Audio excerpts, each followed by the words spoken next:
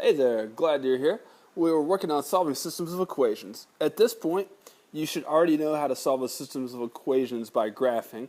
And what we're going to do is we're going to move on from using graphical methods to solve a system of linear equations to solving linear systems of equations algebraically. And you're going to find the algebraic methods a lot more appealing because, first of all, you don't have to take the time to graph. Second of all, it's a lot easier to get a precise answer, an exact answer, whereas you can't always do that with graphing. We're limited with what we can do graphing-wise by our tools. Now, there's two methods for solving systems algebraically. In this video, we're going to focus on using the substitution method in order to solve linear systems of equations. And you'll also learn later on the elimination method, but that's for another video.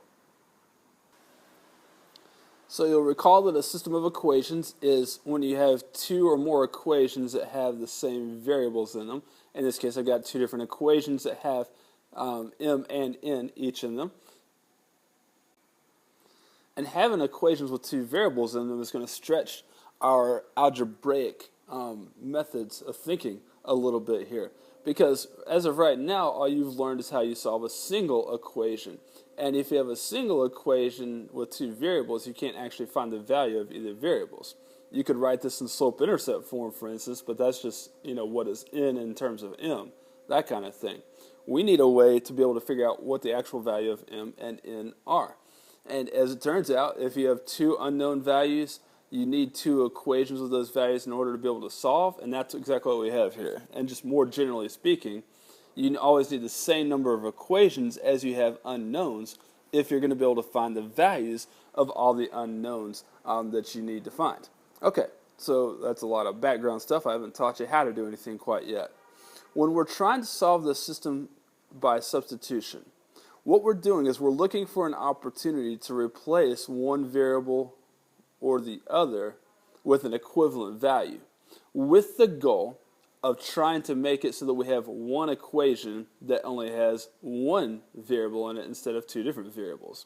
So for instance, I would like to either have just m's in this equation or just n's in this equation. Now it doesn't have to be the first equation, it could be the second equation where we get that as well. Alright, but we want to have only one variable and one equation.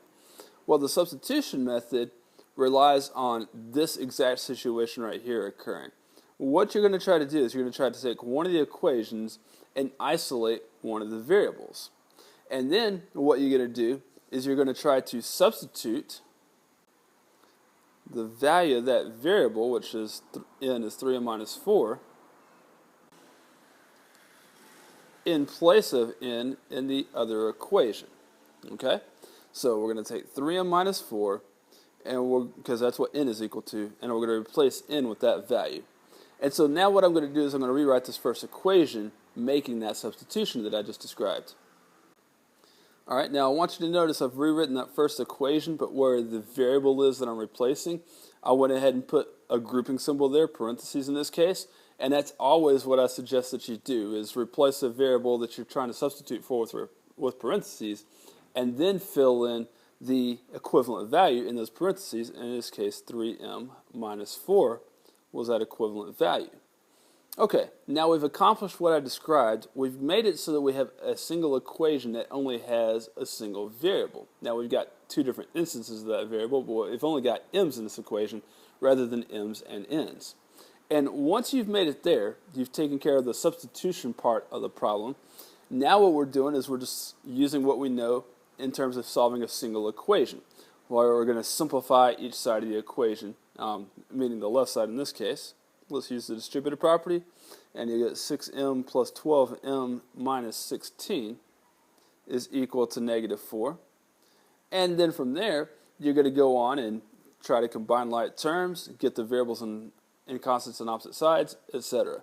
So we'll have 18m equals, and then we're adding 16 to both sides, negative 4 plus 16 is 12. So m would be 12 over 18, and 12 over 18, in simplest terms, is 2/3. Great, so by using substitution, we created an equation, a single equation with a single variable in it, and we were able to find the value of that variable. Now we're going to substitute one more time. Now that we know m is equal to 2/3, we're welcome to go to any of the equations that we've made and replace m with that 2/3. Now, this most recent equation that we made would not help us to substitute 2/3 because there's no n in that equation. It would just help us confirm that we solved for m correctly. But if we go to either one of these two equations and we replace m with 2/3, it's going to help us find the value of n. And I always suggest that you go to an equation where you had a variable isolated when you're trying to solve for that variable. So let's take that second equation, and let's, instead of writing n equals 3m minus 4, let's make it 3 times 2/3 minus 4. All right, and then just simplify from there. 3 times 2/3 is 2, and so we get -2. That's how the substitution method works. Now, a couple of little insights that I want you to think about here. First of all, recall what it means for two values to be the solution to a system of equations. One thing that means is that if you plug those two values into either equation, it's going to make either equation true. So let me demonstrate that real quickly. First, I'm going to replace m and n with the acquired values in the first equation. That'll give us 6 times 2/3 plus 4 times -2 equals -4. 2/3 times 6 is 12/3, or 4. 4 minus 8 equals -4, and indeed, that is true, that 4 minus 8 equals -4. And then let's also check in the second equation, where again I'm replacing n with -2, and I'm replacing m with 2/3, and you'll see that indeed, you would get, let's see, 3 times 2/3 again is 2. You'd get -2 equals 2 minus 4, which is true. So one thing that it means when you find the solution to a system of equations is you found the pair of m and n values, in this case mostly x or y, that made both equations true. Secondly, remember that this is supposed to represent, these two values are supposed to represent the coordinates of the point where the graphs of these two equations would intersect one another. And as such, since we know that this is supposed to be a point of intersection, I would like you to present your answer as an ordered pair. And if you have x's and y's, you can just go ahead and write the x comma y value. If you're not using x's and y's, you should specify what order you're listing the coordinates in. So m is going to correspond with my x and n is going to correspond with my y, for instance. And we could say that the solution here is 2/3 comma -2. Again, that's where the graphs of these two equations would intersect. And, well, that's how you solve a system of equations. Great, let's try another example. Now we'll go a little more quickly through the next two because you have the main idea with the process. All right, again, solving a system by substitution. And we want to create it so that in this case we either can replace P with something in terms of Q, or so we can replace Q with something in terms of P. Now, unlike the last equation, we don't have P or Q by themselves anywhere so that we have a ready substitution in place for us to go ahead and use. And so in the instance where you don't have either variable by itself, what you want to do is you want to pick one equation or the other, it really doesn't matter which, and you want to isolate one of the variables in that equation. Now, between the two equations here and the variables that I have, I think it would be easiest to isolate P because I've got 2p, I've got a coefficient of 2 in each equation. Oh, you know what? I've got 2p here and I got 3p there. I think it'd be easiest to isolate p, and I think it'd be easiest to do that in the first equation. Now, why would I isolate the p here that has a 2 in front of it as opposed to the q there? Well, I don't like the odd numbers over here because I know that dividing by 2 is going to give me fractions or decimals, whereas here, when I get p by itself, ultimately, I'll be dividing even numbers by 2, so I'm going to get integer values. It's going to make it easier to work with. Okay, so we're looking at that first equation, and what we're going to do is we're going to isolate P in that equation. So, all right, 2P plus 4Q is equal to 10, and then we'll subtract 4Q from both sides, so we'll have 2P equals 10 minus 4Q, and then go ahead and divide by 2, and we have to divide each term here by 2. That's going to give us P is equal to 5 minus 2Q.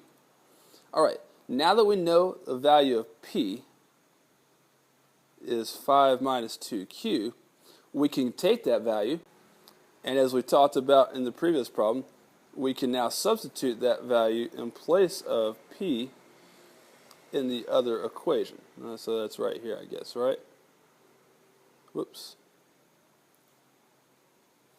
Okay, always, whichever equation you isolated the variable in, substitute into the other equation when you've done that. Now I'll do that off to the right here. So now we're looking at that second equation, which we're going to write 2q minus 3, and then I'm replacing p, and so I'm going to put parentheses where the p was, equals negative 19. And then let's go ahead and place the value that we found for p in those parentheses, so 5 minus 2q.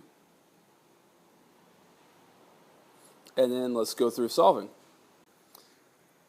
When we use the distributive property, we're going to get 2q minus 15 plus 6q equals negative 19.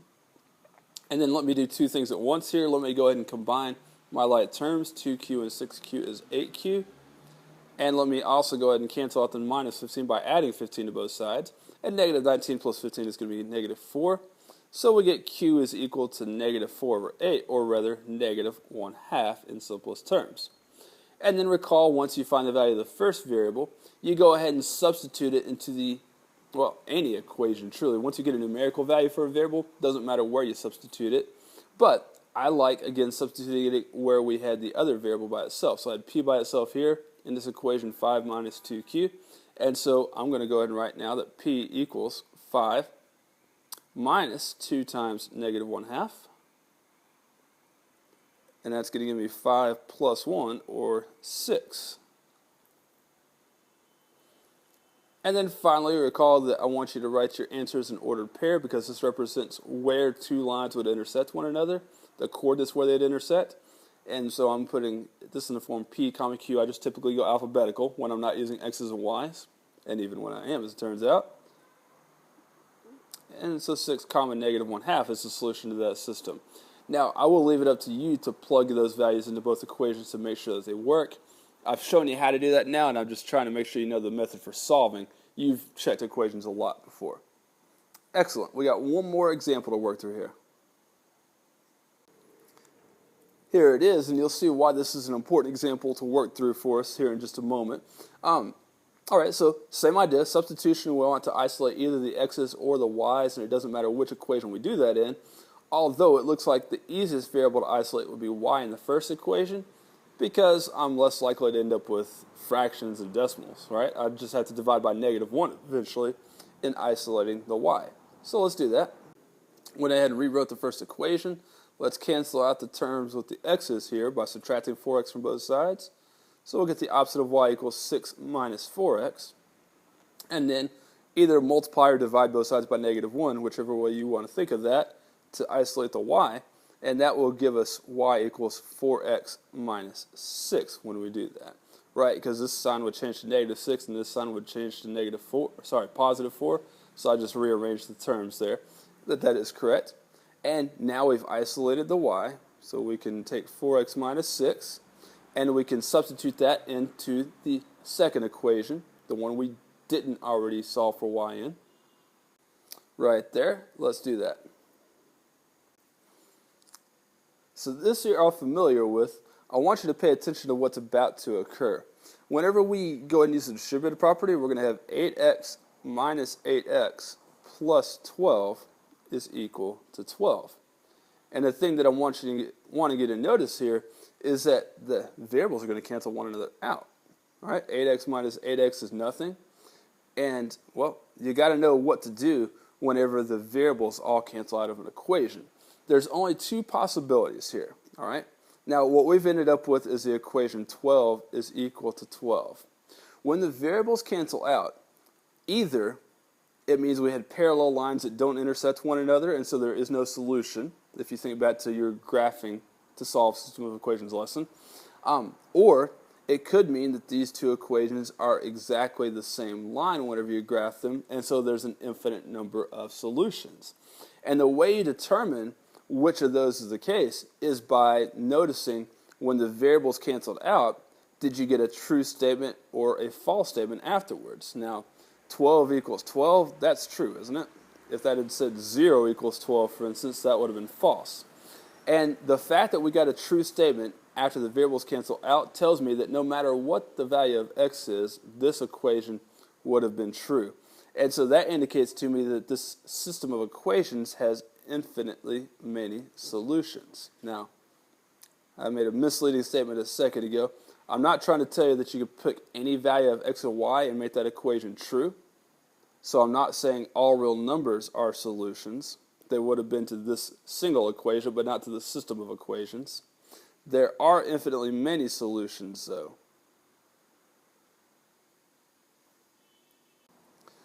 For instance, can you see that the x-intercept for this equation, if I let y equal 0, would be 6 over 4, or 3 halves. And the second equation, if I let y equal 0, I'd get 12 over 8, which is also 3 halves. So they have the same x-intercept. They also have the same y-intercept. The y-intercept would be negative 6. Y-intercept would be negative 6. That was just two solutions that I gave you to that system of equations. The point 3 halves comma 0 and 0 comma negative 6 works for both equations. So, and there's infinitely many more of those solutions as well.